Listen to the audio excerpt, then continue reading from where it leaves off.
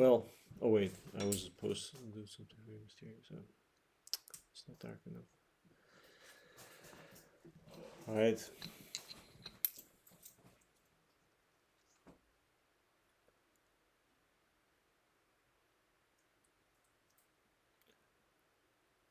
It seems gods are persons. It seems gods are persons. It seems gods are persons. It seems like gods are not abstract at all, but even more personable and more like particular and peculiar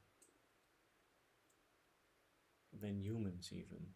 Much like humans are more so than animals, and animals more so even than plants. Plants can still be like really particular, but not as much as a human, at least, and a god could be. The Greek myths, especially, really demonstrate the untraceability of the god's behavior. The Enlightenment movement basically had all these ideas about how the gods are representations of parts of our psyche.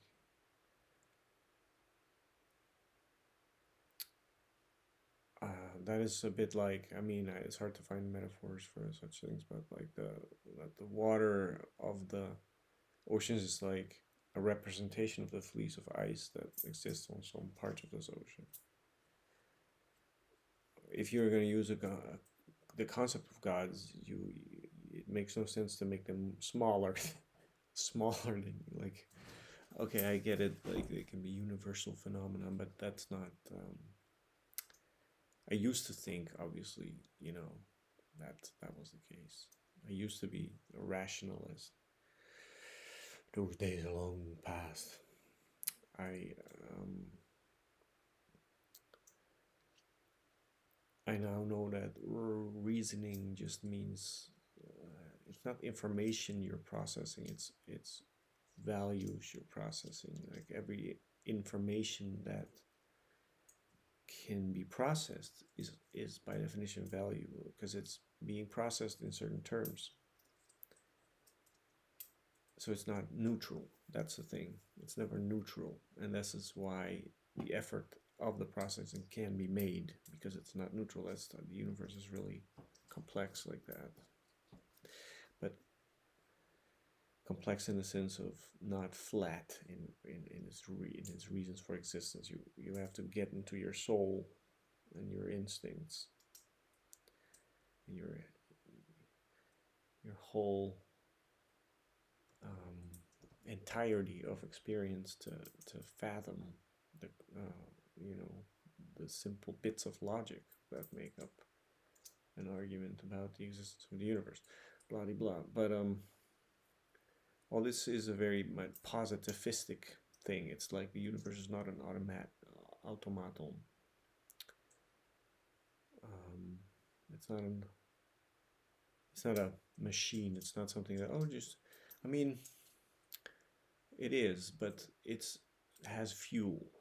It's a machine in the sense that a machine can have its own fuel. So, and it's not just a perpetual mobile because it's at least that's well also that it is, but I think it increases its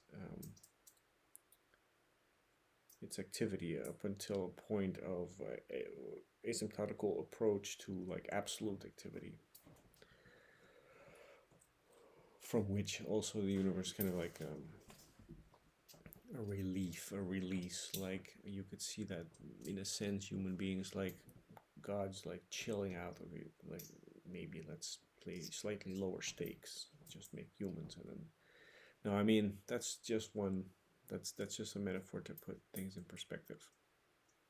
That gods are higher intensities of valuing, of desiring, of willing and building and destroying, and agreeing with each other on doing things and failing and succeeding and creating marvels that they didn't even understand. So you have many gods. And it is true that the same kind of stories and the same kind of maybe roles apply in a sense to different gods from different pantheons, just like in different human societies, different humans have the same roles in a sense, but that doesn't mean, for example, just because the baker in village A is also a baker and the baker in village B is a baker, it doesn't mean that they are the same person. But that's how the Enlightenment people treated gods. Okay, this god rules love, and this god also rules love. Oh, they're the same entity, but they didn't think of them as entities at all. They thought of them as metaphors, but well, they're not. In my in my experience, which is weird because it would be more logical in a sense if you can just, yeah, well, this is just what it is, and gods are just ways of looking at yourself. But no, I that's the whole thing. That is the whole thing with this topic, is that I know that someone who doesn't believe in a god, in literally the existence of literal gods, um, I know that it's not possible, or almost not possible, that I can make sense out of that concept for them. I mean, I don't know if that's the case, but I fear. But I have a story about Prometheus. Forgive me, sometimes I have to pronounce these names often in my own pronunciation because it's weird to pronounce one foreign language into another foreign language. So this rules like one, and my own language is a little bit closer to Greek and Latin than English is, especially Greek. But that, so I might say just Prometheus instead of Prometheus. I find it difficult. So also like Homer. Homer is weird. Although I don't know. I'll try. Um, I'll try to be a decent person. Anyway, so Prometheus was punished, as we know, for bringing the fire to the humans. So basically, he was punished by Zeus.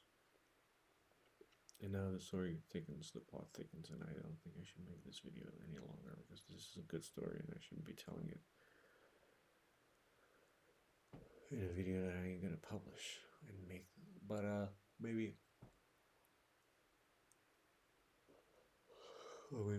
I fucked up because I might have been able to publish it before I said this. Zeus and Tiwaz and Tyr, they are the same in a sense. What I just said, they have the same role. They're the baker. I mean, they're the god of the justice in the sky. But this one baker has different foods than the other baker. Zeus has different manners and different environment, different friends and lovers and nature and places to be, things to do than Tiwaz has. Thusly, when a similar rebellion occurred under Tiwaz, which was the same as Prometheus' rebellion under Zeus, Tiwaz was not able to suppress that rebellion, whereas Zeus just chained Prometheus to a rock. Tiwaz was just overthrown by Odin and Thor, who represented more chaotic forces than Tiwaz was the god of justice and honor and everything that's well. Also, that's interesting because Zeus was not really god of justice and order. Zeus already had a little bit of that. I don't know. That's funny. That's interesting. See, these different revolutions, they occur in different godly realms, and then they have different. Some have success because the roles are just different. Zeus already had in himself enough chaos apparently to be able to suppress the rebellion of the chaotic. Well, the Luciferian instinct, I guess. Um, it's very interesting. My screen just went black as I said that. But oh wait. But yeah, I don't want to see myself saying all this. But Tiwaz apparently, maybe, yeah, he was the German god of the sky and of justice, of rulership. Zeus, of course, the ruler, so he could dish out justice if he wanted. But what is justice? Zeus's stories make it very clear that that's not really clear. Because it applies to like who's justice. Like Saturn, he was much more comprehensive in his justice apparently in the Golden Age when he ruled. He's got he tried to eat Zeus to prepare. I guess I don't know. I'm fearing I'm in danger of wandering now. Tiwaz, he was probably more strict than Zeus, so also more moral in a sense. So he could not go as to the lengths because he was actually god of justice in a sense. So he more like in the sense of I don't know. I wouldn't go so far, but apparently, but he was overthrown. Not that Prometheus is to say, but because the it's I say chaotic, but actually it's about knowledge, about self knowledge.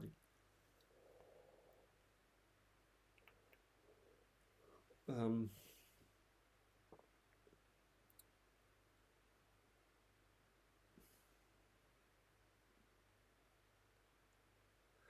Prometheus, the invention of the fire. I mean, the discovery of the fire. I mean, that all has to do with increasing knowledge and also increasing knowledge of self, also in the sense of power.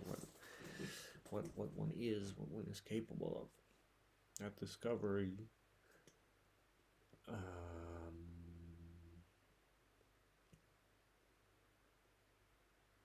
comes at a price, and Prometheus wanted to give it to humans, and Odin just wanted to give it to himself. So Prometheus actually bears a weird resemblance to Christ. Well, I mean, I'm sure that's not new to people, but also they wanted to, I don't know, enlighten humans that didn't seek their own enlightenment in a sense. They wanted to come down to the humans and spread wisdom or something, or give fire. But I mean,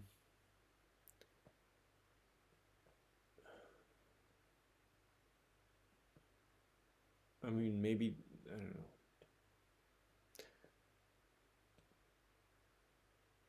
These myths are just on different levels, literal and metaphorical. That is the thing here. You notice what the role of the fire is as and what the role of knowledge is. Yeah, they're just different structures of thought, and so this is an indication of how different gods are. They are like multidimensional. I mean, if you take, say a god is like, because he's immortal, he's beyond time, so he's like fifth dimensional being at least. And well, yeah, I mean, if you take it literally, so they're very different. Like five dimensional shapes would be more different from each other than three dimensional shapes. Four dimensional shapes are from each other, just like three dimensional shapes are much more different from each other than two dimensional shapes. So in the sense that a two dimensional being, when a three dimensional being passes like alongside of it or through it or something, or the two dimensional being passes through the three dimensional being, it can only see some vague some outlines here and there and some pieces of it, and can't even understand that they're part of the same thing, unless, well, they're paying attention or something.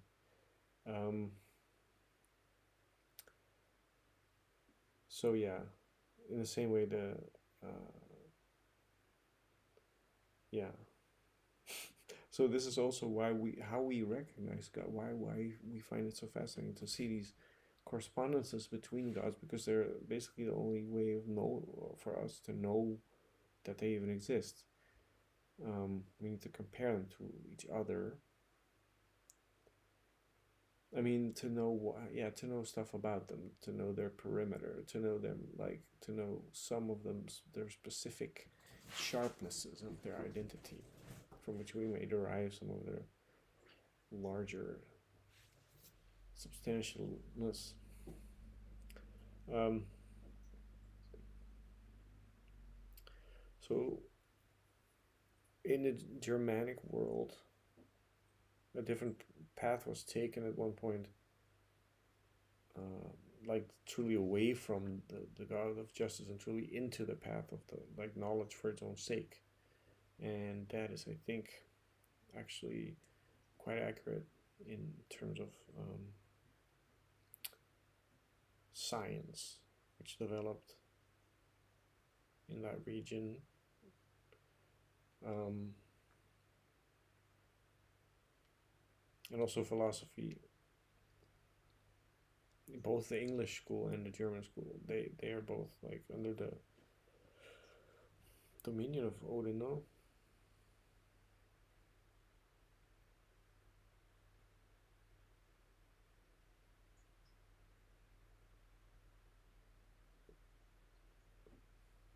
So then Odin is really the god of science. Oh, that's pretty good. And then we know where we can go.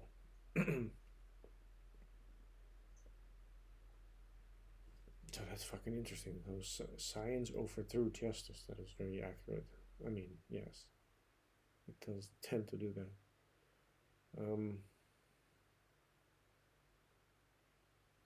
But so, how would science restore justice without sacrificing itself? Or should science no, not because science. Well, well, that would be interesting to reverse the metaphor of, of reverse the story of Tyr sacrificing his arm into Fenrir. That which could be seen as science. I mean, the monster of science definitely could be seen in a sense of like with the unbridled instincts of man behind it. So, but so then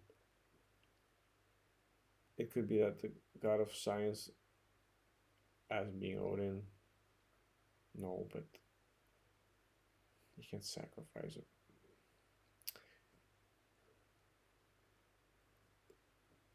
Basically, I guess maybe science just need to be acknowledged as that attribute of Odin, and then it'll be all right. Then no, science needs to be acknowledged as an attribute of Odin and Asgard.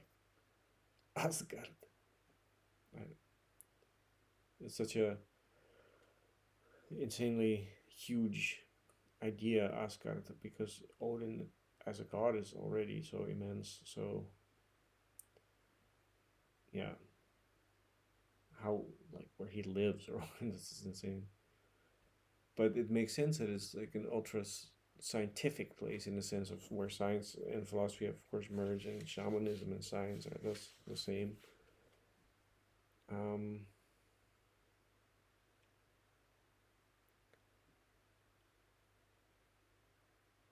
Okay, so but that's basically it.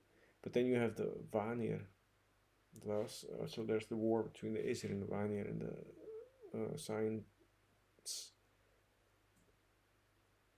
So how does that? I don't know how that battle. I mean, I don't know what's decisive. Well, I know that it's true that science is capable of prevailing. It's already capable of vanquishing, of prevailing. So, at least on Earth, obviously, in Midgard. but it obviously there's a marriage then, and Baldur is the product of that marriage. Now about Baldur is that the Thunder Wizard attributes him Baldur to fire, uh, and um, I don't know. That's Promethean, right? But okay, but Baldur as the Baldur. Let's look at Baldur as the wedding of Asgard and Vanheim, of the eternal truths of science and the truths in time that are life. So Baldur is well. So okay, so okay, Baldur, okay. So Baldur is Baldur is the one. He's in the middle. Baldur is no. He takes both, and he suffers both, and he has both, and he offers both, and he's therefore beautiful because it's irreducible. He is father's Odin and his mother's Freya, and he's okay. Okay. I always thought I was the same soul as Ivanchu. Okay. Okay. Okay. Okay.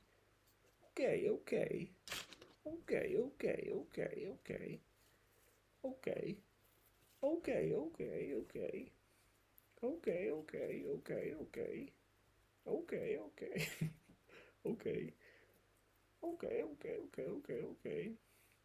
The secret to this rope is it's so ultimately secret that's like the most occultist formula you'll ever see.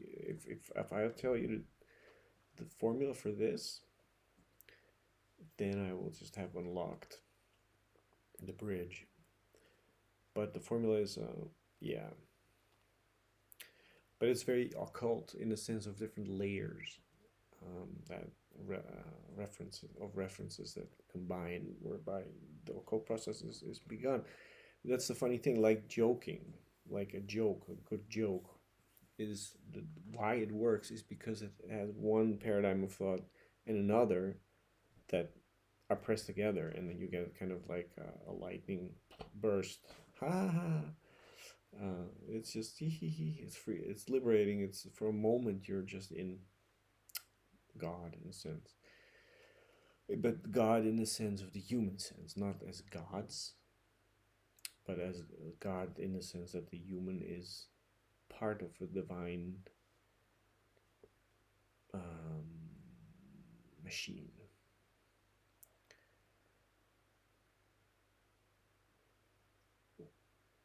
So I'm wondering if I should talk more about that, the divine machine.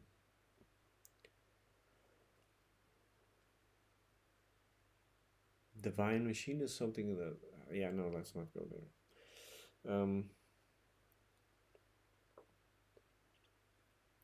But yeah, in the same way, occult as a joke, that you understand what I mean, right? Obviously, I don't have a joke right here.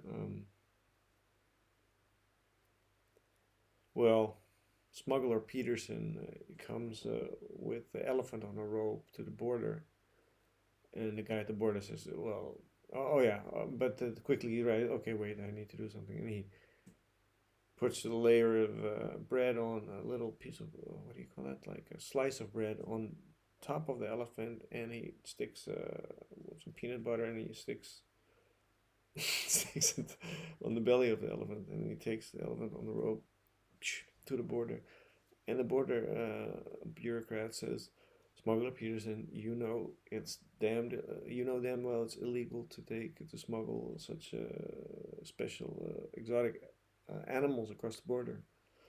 And Smuggler Peterson, he says, "But sir,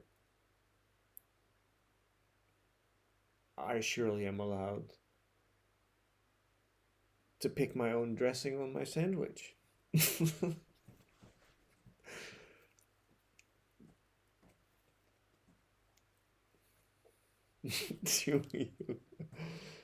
um, I never tell joke, and certainly not That one.